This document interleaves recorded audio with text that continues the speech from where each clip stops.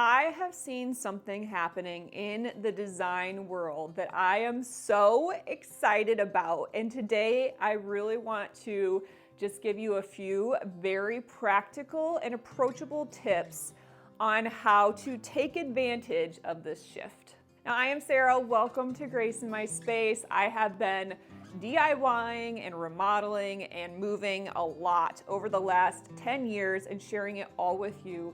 And today I really want to dive into one of my absolute favorite things to do in the home, and that is how to bring antiques and secondhand items specifically into a modern home and make it work for you. So if you are feeling like your home maybe is feeling a little lackluster or a little blah or just like it's missing something, this is probably gonna solve your problem. My first tip is pretty straightforward. You have to have vision for the secondhand items that you find. On the left here is the Facebook Marketplace image, which is pretty poor, and on the right is the actual piece. And when I found it, I knew that I could bring it into my home and transform it into something like this $5,000 piece when I only paid $45, and I'm gonna put a little bit of elbow grease into it. Now this cabinet was another Facebook Marketplace find. I believe I paid $200, maybe $250, I can't remember exactly. But it's really gorgeous. It's actually a project piece in my opinion. I don't love the honey oak, but for now, it's lived here and it's kind of growing on me a little bit because it adds a little bit of warmth to the space, but it's also completely different than any other color wood I have in my house. Most of my house is either walnut or a European white oak, and so I might refinish this. I'm not sure. In the meantime, it holds a lot of my antique pottery in my collections. And this is just a really fun way to bring antiques into your home if it's something that's new to you, is with these smaller pieces, something like this that you can actually find similar looking things in stores right now, because what's happening is the stores are seeing that people want more storied and character-filled pieces of decor in their home, and so they're actually replicating antiques. So instead of going to a store and purchasing something that's new, why not go for the real thing? Look on Facebook Marketplace, look at yard sales or thrift shops, talk to grandma and see what she's got laying around that she doesn't want anymore and get an heirloom piece, and just bring that history and the character into your home through these smaller pieces. And if that's not doable for you, maybe you don't have good antique shops or thrift stores near you, maybe you don't have the time to go on the hunt, because this process does take more time than just hopping online or running into a store and finding whatever's readily available. If you don't have those resources or time available to you, then look for newer pieces that have the character of some of those more storied and historical pieces, like this table I found. Isn't it cute? I needed just a really small side table here for drinks and for books and just, a little bit of storage. And I found this one online and it was a decent price. Also came in a nice walnut wood color and like an antiqued gray.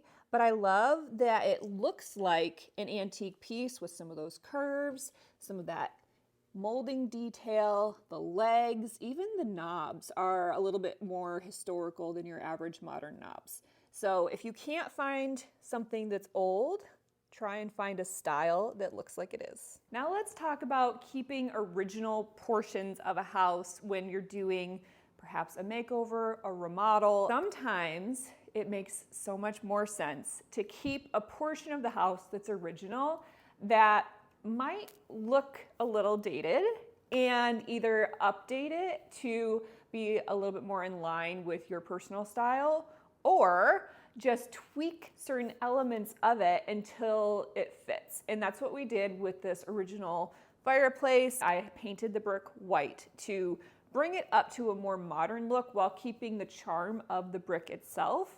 But the real piece that has been kind of controversial in my mind, not necessarily anybody else's, is the original 70s paneling. Now, the fact that it's a 70s fireplace with kind of the offset look, it's really long, it's got the 70s paneling, could really deter somebody from moving forward on either keeping this or if you're looking at houses, purchasing the house, because it feels a bit more like an obstacle than something that you can work with and make into your own. But if you just have a little bit of imagination, it can really come together really beautifully. And since we really renovated the entire rest of the house, keeping this really does add a lot of that charm back into the space that's really unique, and you don't necessarily find it anywhere else because not many people anymore have kitchen fireplaces. On the renovation front, once again, we ended up having a leak in our bathroom, and so I am going to have to replace this vanity. And one of the things that I've really loved seeing in the marketplace is bathroom vanities that look like old dressers, which you can actually DIY yourself. Find a Facebook Marketplace find, put a sink into it, add the plumbing, and you're good to go with these beautiful pieces. Now this countertop is small as it is, and when I replace the vanity, I'm already thinking about how I will use the space, but counter clutter I've already tackled. I fixed the problem. This is the Suri electric toothbrush.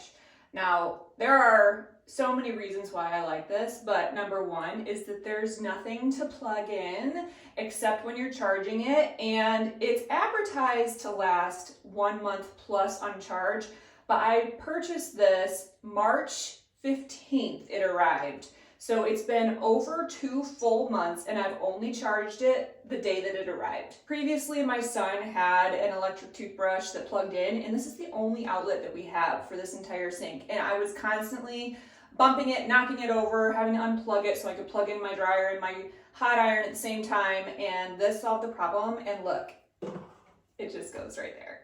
It's not on the counter. It's basically fantastic. This is a really simple addition, but it makes me happy because the cap makes it so that your toothbrush head that you're putting in your mouth isn't getting hairspray residue or dry shampoo residue or anything else that you're spraying in the room on it. It's protected, and again, it tucks away.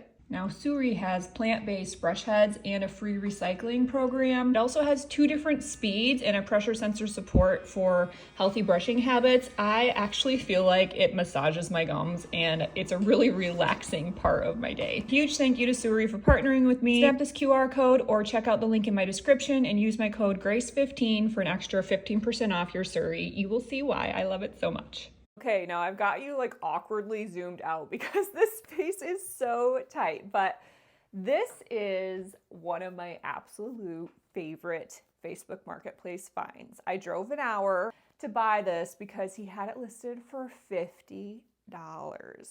I don't typically drive anywhere for Facebook Marketplace finds unless they are an absolute steal. So I purchased this specifically to use in our mudroom, and a lot of people would see this and think perhaps you'll use it for decor or blanket storage or clothes storage, but I actually purchase it to be a cleaning closet because we don't have one in here. Oh, see, it's double locked. Isn't that a fun feature? Now, when we bought it, this was already cut out, and so I was like, well, that's perfect. I'll just plug it into the wall. I can mount my vacuum here so it charges whenever I want it to. I've got brooms on one side, I've got little bins on the other side, and it fits not only my vacuum, my mop, my vacuum mop. Why do I have so many things? I don't know, but my Tinico and my fabric upholstery cleaner. It also is pretty. It's the best part.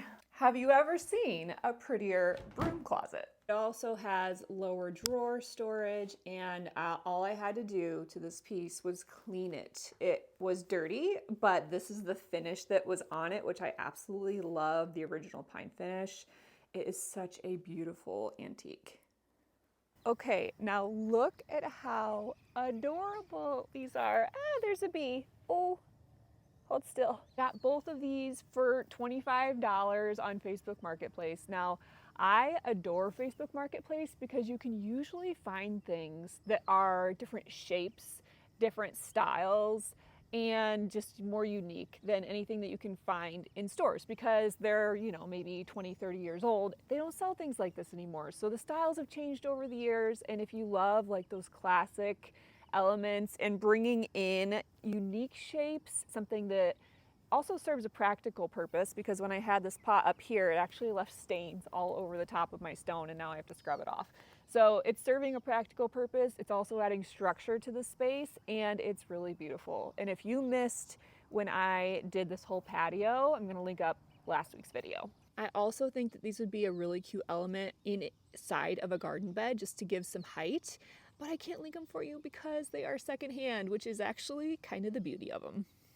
My daughter's strawberry plant that she had to have and was going to take care of is coming in beautifully, but she's not the one taking care of it. This is another one of my favorite spaces in my home because I made it, okay? I have a little bit invested into this. I put some heart and soul into this little nook and I built it literally from nothing. And so I love that part of DIY and home renovation is putting a little piece of you into your spaces, thinking outside the box, looking at obstacles, which this was, and imagining how can I turn this obstacle into something unique and that will serve a very specific purpose. And so part of that obstacle for this piece specifically was that this had a little recess where we reframed it and we didn't necessarily plan long-term for what this space was going to be. So when I first started to build out this whole coffee nook,